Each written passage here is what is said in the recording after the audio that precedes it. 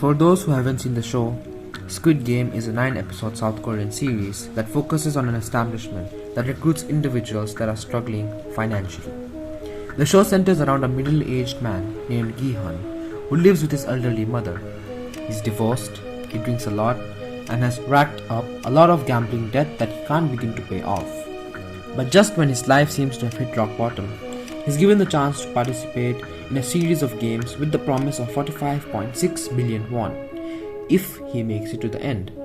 With no other option, he accepts the offer and soon finds himself taken away to a remote compound along with hundreds of other people from all walks of life. Everyone from refugees and immigrants. But whatever their background, they all have one thing in common, that is, they're all desperate enough to risk their own lives for a chance to get rich. As the series progresses and the number of contestants gets whittled down due to the extremely brutal games, tensions arise among the contestants and alliances and rivalries start to form.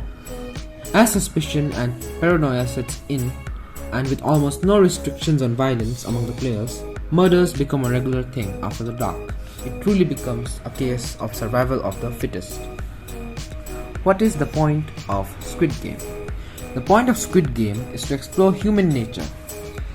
It's about our human weakness of greed, selfishness and betrayal, but also our capacity for kindness, compassion and selflessness. The possibility of financial gain might have drawn our characters into the game, but it's the necessity of survival that ultimately drives their decisions and pushes them to act. The good.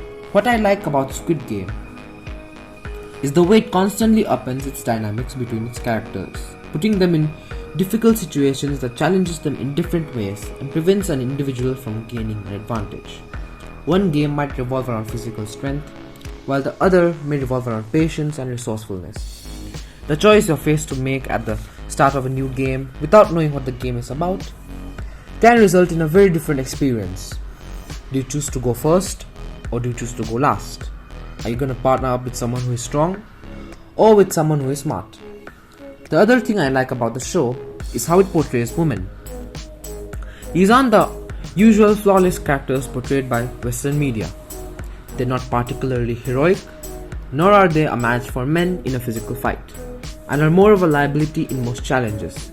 Since they can't rely on physical strength, they have to play smart instead. The bad. I personally would have felt a bit more invested in the show if it kept the puppeteers still a mystery. In this season, as it piques more interest into the world rather than giving us all the answers and leaving nothing to the imagination or curiosity of the viewer. End. Honestly, Squid Game is one of the best shows I've seen in a while. It is not only entertaining, but also keeps you invested in the characters. All of this is helped by the amazing performances from an incredible cast of actors. None of them look like movie stars. These guys look, talk, and act like real average people. Perfect, its imperfections get overshadowed by its success.